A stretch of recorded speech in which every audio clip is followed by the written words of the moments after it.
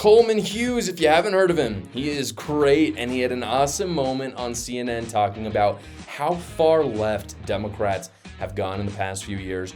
It's fantastic. Here it is.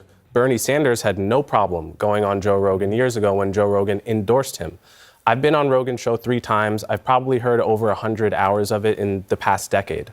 A decade ago, Joe Rogan was a Bernie Sanders supporter who would get emotional talking about how important it is to legalize marijuana, who would get emotional talking about how important it is to get Christianity out of politics, in particular on the abortion issue, who had a host of left-wing opinions, including about healthcare.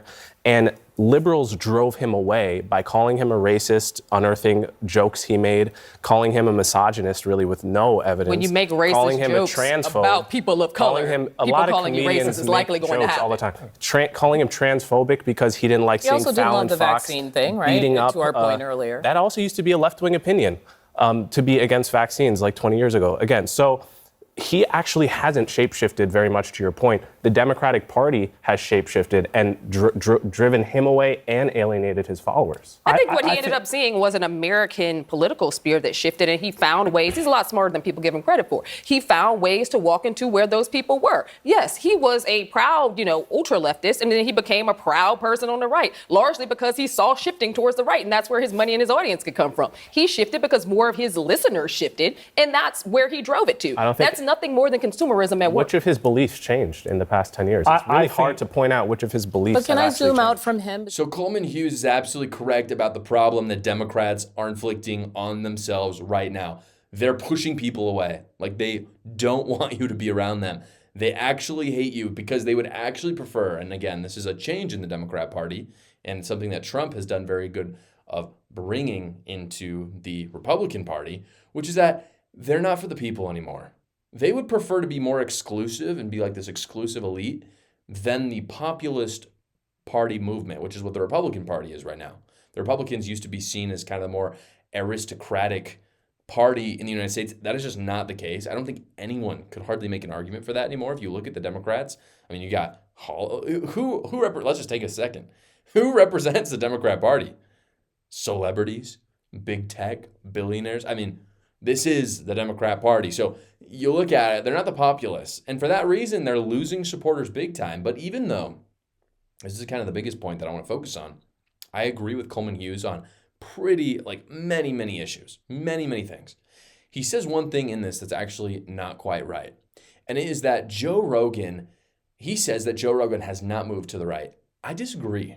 I think Joe Rogan has become more conservative. I know him and Tulsi Gabbard and Elon Musk and RFK Jr. and many people who we don't know their names of. They say that the Democrat Party has left them, that they've not become more conservative, but that the liberals have just become more liberal. That's what they say. And I think that is true. There's no doubt that the Democrats have become more to the left. I don't think there's anyone that could really argue otherwise. But I don't think it actually gives enough credit to the conservative movement. The conservative movement has made some big changes, frankly, spurred on by many individuals. It's not just, I say movement, but it's actually people making things happen.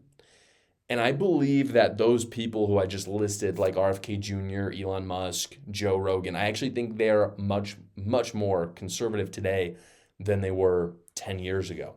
And I'll give you some anecdotal evidence, and then I'll give you some stats. If you listen to Joe Rogan, he understands and appreciates religion and the family and kind of those core conservative principles in a way that he never did before. You just didn't. I mean, I've been listening to Joe Rogan for a long time. If you've been listening to Joe Rogan for a long time, you know what I'm talking about.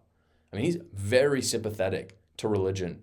It doesn't mean he is religious, but I think you can tell that he thinks religion is a moral good, that it does good things. He definitely believes that strong families, the nuclear family, is a good thing. I don't know if he believed that strongly 10 years ago. Elon Musk, for instance, believes border security and immigration law is incredibly important in a way that he just never even talked about before. I'm not saying maybe those beliefs were deep down, but he never talked about them. I mean, he was all about green energy, and now he's talking about how important it is